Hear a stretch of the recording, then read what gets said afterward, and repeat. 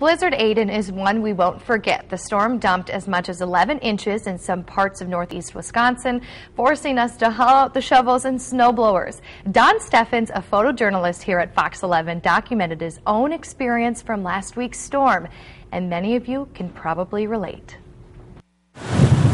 Mother Nature already left me an early Christmas gift in my driveway Sunday morning. It was so windy out the birds even stayed in. After the winds died down a bit, I went outside, put on my hat, and took a look around, and said, I had no choice.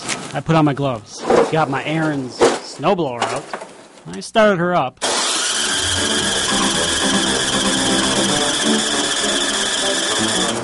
A few times.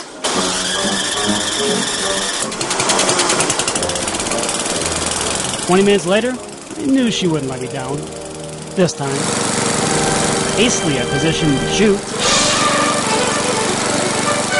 I pointed it, put it in gear, turned the auger on, and then I was ready to go.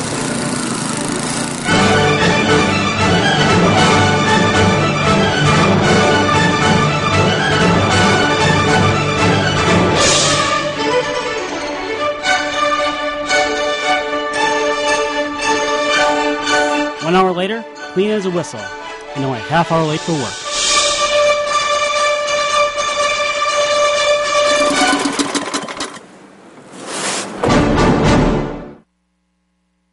Yep, that'll sure put a smile on your face. Thanks a lot, Don. Well, usually